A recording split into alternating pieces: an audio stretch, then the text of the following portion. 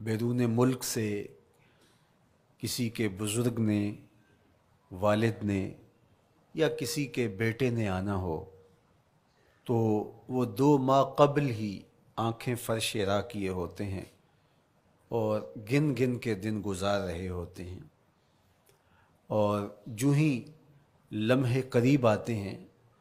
تو پھر گھڑیاں اور ساعتیں بھی گنی جاتی ہیں۔ بار بار گھڑی دیکھتے ہیں، ابھی تک پہنچے نہیں، جبکہ یہ طے ہے کہ 5:02 پہ فلائٹ اترے گی۔ تو مطلب اس کا یہ ہے کہ جب سینے میں کسی کا انتظار رکھا ہوا ہو تو ان کے لیے پھر سارے کام مؤخر کر کے ان کے استقبال کیے جاتے ہیں۔ یہ مہینہ اللہ کی رحمتوں کا موسم بہار ہے، چھم چھم رحمتیں برستی ہیں، انوار اترتے ہیں، گناہگاروں کو آتش دوزخ سے نجات بخش دی جاتی ہے۔ تو اس کا استقبال کرنا، اس کے لیے انتظار کرنا، گن گن کے دن گزارنا، لمحے اور ساعتیں بسر کرتے ہوئے بار بار ماہ سیام کا ذکر کرنا، یہ اس مہینے کے ساتھ محبت کی دلیل ہے، اور اس مہینے کے ساتھ محبت اللہ سے محبت کی دلیل ہے۔ اس لیے اس مہینے کا استقبال کرنا، اس کے لیے تیاری کرنا، اپنے گھر کو صاف کرنا، اس کے لیے اپنی اولاد کے دل میں شوق پیدا کرنا اور ماحول پہلے پیدا کرنے کی کوشش کرنا، تاکہ جو ہی یہ ماہ جلوہ گر ہو تو روزہ رکھنے کا مزاج پیدا ہو چکا ہو، تلاوت کلام مجید کا مزاج پیدا ہو چکا ہو، دیگر نوافل اور اچھے اعمال بجا لانے کی عادت پڑ چکی ہو۔ تو شعبان میں ہی اس کی تیاری ہوتی ہے تاکہ رمضان المبارک آتے ہی ہم پوری طرح سے مستعد اور فعال ہو کر کے اس مہینے کی برکتوں کو سمیٹ لیں۔ اللہ کے محبوب علیہ السلام نے ارشاد فرمایا کہ جب ماہ سیام آتا ہے فتحت ابواب الجنہ، تو جنت کے 8 دروازے کھول دیے جاتے ہیں، اور جنت کے 8 دروازوں میں سے ایک دروازے کا نام باب الریان رکھا گیا ہے، جو صرف روزہ داروں کے اعزاز و تکریم کے لیے ہے۔ روزہ دار اس دروازے سے گزر کے جنت جانے۔ حضرت سیدنا سلمان فارسی رضی اللہ تعالی عنہ فرماتے ہیں کہ تو رمضان المبارک سے قبل حضور نے یہ خطبہ ارشاد کیا، یا ایھا الناس، اے لوگو، قد اظلکم شہر عظیم، اللہ نے تمہارے اوپر ایک بہت پاکیزہ، پر نور، عالی مرتبت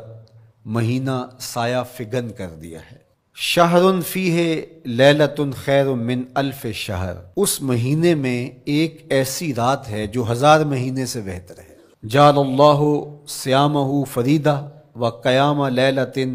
تطوع، اس مہینے کے دن کے روزے فرض قرار دیے گئے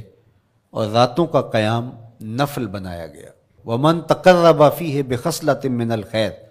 کان کمن ادی فریدۃ فیما سواہ، ایک نفل کا ثواب ایک فرض کے برابر اس مہینے میں کر دیا جاتا ہے۔ ومن ادی فریدۃ کان کمن ادی 70 فریدۃ فیما سواہ، اور اگر کوئی ایک فرض ادا کرتا ہے تو اس کو 70 فرائض کا ثواب ملتا ہے۔ وہو شہر الصبر، یہ مہینہ صبر سکھاتا ہے، ہونے کے باوجود بھی انسان تناول نہیں کرتا۔ ٹھنڈا میٹھا مشروب میسر ہے اور زبان کانٹا بن گئی، حلق خشک ہو گیا، لیکن اس کے باوجود بھی ایک گھونٹ حلق سے نیچے اتارنے کا روادار نہیں ہوتا، تو یہ صبر کی عادت ڈالتا ہے۔ اور سنو، صبر کا ثواب جنت ہے۔ وشہر المواسات، اور یہ ہمدردی کا مہینہ ہے، باہمی پیار کا مہینہ ہے، الفتیں بانٹنے کا مہینہ ہے، نرم دلی کا مہینہ ہے، ایک دوسرے کے احساس کا مہینہ ہے۔ جب کوئی شخص بھوک اور پیاس کاٹتا ہے تو اس کو پھر محسوس ہوتا ہے، بالخصوص امراء، کہ بھوک کیا بلا ہوتی ہے، اور جو نان شبینہ کو ترستے ہیں اور جنہیں کھانا میسر نہیں آتا ان کی زندگیاں کتنی تلخ ہوتی ہیں۔ تو بھوک اور پیاس احساس پیدا کرتی ہے، وَشَهْرٌ يُزَادُ فِيهِ رِزْقُ الْمُؤْمِنِ، اور یہ ایسا مبارک مہینہ ہے جس میں مومن کا رزق بڑھا دیا جاتا ہے۔ غرباء تک بھی اللہ کی نعمتیں وہ پہنچتی ہیں جو عام دنوں میں ان کو میسر نہیں ہوتی، اور امراء بھی نعمتوں کا لطف لیتے ہیں، اس لیے کہ بھوک کاٹنے کے بعد جب ان کو نعمت میسر آتی ہے تو پھر انہیں احساس ہوتا ہے۔ وَمَنْ فَطَّرَ فِيهِ صَائِمًا كَانَ مَغْفِرَةً لِذُنُوبِهِ، جس نے روزہ دار کا روزہ افطار کروایا، یہ افطاری گناہوں کی مغفرت اور آتش دوزخ سے گردن کی آزادی کا مجدہ جاں فضا بن جائے گا۔ وَقَانَ لَهُ مِثْلُ أَجْرِهِ مِنْ غَيْرِ أَنْ يَنْقُصَ مِنْ أَجْرِهِ شَيْءٌ، اور روزہ افطار کروانے والے کو روزہ رکھنے والے جتنا اجر ہی دیا جائے گا، لیکن روزہ رکھنے والے کے اجر میں بھی کوئی کمی نہیں واقع ہوگی۔ تو صحابہ کا تو دل تڑپنے لگا کہ یہ کتنی بڑی بات ہے۔ انہوں نے کہا اے اللہ کے پیارے رسول صلی اللہ علیہ وسلم، ہم میں سے تو ہر بندہ یہ طاقت نہیں رکھتا کہ روزہ دار کو روزہ افطار کروا دے، تو یہ تو پھر اہل زر ہی یہ سعادت حاصل کر پاتے ہیں۔ حضور نے ارشاد فرمایا یؤت اللہ ھذا الثواب، یہ ثواب اللہ اسے شخص کو بھی عطا کرے گا۔ من فطر صائما علی مزقۃ لبن او تمرۃ او شربۃ من ماء، جس نے کسی کا روزہ ایک گھونٹ دودھ سے کھلوا دیا یا ایک کھجور سے کھلوا دیا یا پانی کے ایک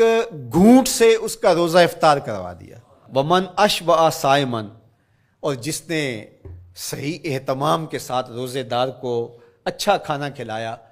اچھی پرتکلف افطاری دی، سقاہ اللہ من الحوض شربتا لا یظمأ حتی یدخل الجنہ، اس کو حوض کوثر سے ایسا جام ملے گا 50,000 سال کے دن میں اس کو دوبارہ پیاس نہیں لگے گی، یہاں تک کہ جنت میں چلا جائے گا۔ فرمایا وَهُوَ شَهْرٌ أَوَّلُهُ رَحْمَةٌ، یہ وہ مہینہ ہے جس کے پہلے 10 دن رحمت ہیں، اور اس کا درمیانی عشرہ اوسطہ وہ مغفرت ہے، وآخرہ عتق من النار، اور اس کا آخری عشرہ جو ہے وہ آتش دوزخ سے نجات کا ضامن ہے۔ کہا کہ 4 کام اس مہینے میں کثرت کے ساتھ کرو، وہ 2 خصلتیں، 2 کام جن کے ذریعے سے تم اپنے رب کو راضی کر سکو۔